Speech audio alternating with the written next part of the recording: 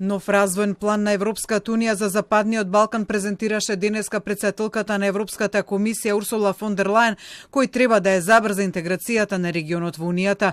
Презентирајќи ги 4 столба од новата иницијатива, фон дер Лајен рече дека иницијативата има за цел денес да донесе некои од бенефитите од членството во Унијата поблиску до граѓаните на Западниот Балкан. The growth plan we are proposing today is built on 4 pillars. First, to bring the Western Balkans closer to the EU single market. Second, to deepen regional economic integration.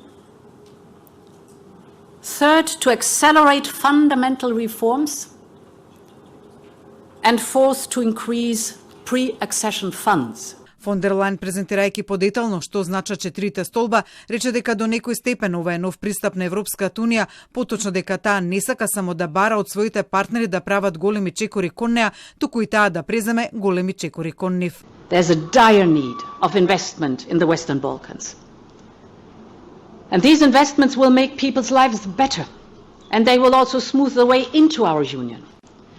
So for this reason, we should increase the resources dedicated to the Western Balkans. Од денешниот Глобсек во Братислава уште една новина во контекст на проширувањето. Францускиот претседател Емануел Макрон побара проширувањето на Унијата да се случи што е можно побрзо. Според него, Унијата мора да избегне грешки во поглед на проширувањето кои би влијале на незината безбедност. The first mistake would be to maintain the status quo, to give hope to the Western Balkans, for example, Moldova and so on, and just to play for time. This would be a tremendous mistake, I believe.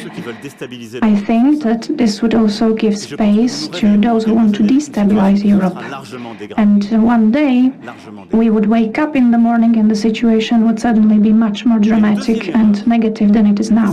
Сепак, според него, проширувањето не треба да биде само колку да има проширување. Тоа би била втора грешка, смета Макрон, според кого такво проширување би ослабнало Унијата. Според тоа, рече Макрон, треба да се обрне внимание на спецификите на новите земји членки кои ќе станат партнери во сите чувствителни области на Унијата, а Унијата поради тоа ќе им поставува нови и нови услови во различни области. И покрај новиот пристап кон проширувањето, Макрон потсети дека Унијата никогаш не била направена за бесконечно проширување во географски термин.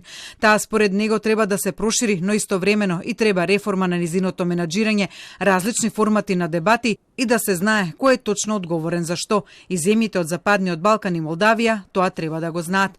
Макрон денеска повтори дека Европската политичка заедница на која утре тој ќе се сретне со лидерите од 47 држави, за него не може да биде замена за проширувањето на Унијата.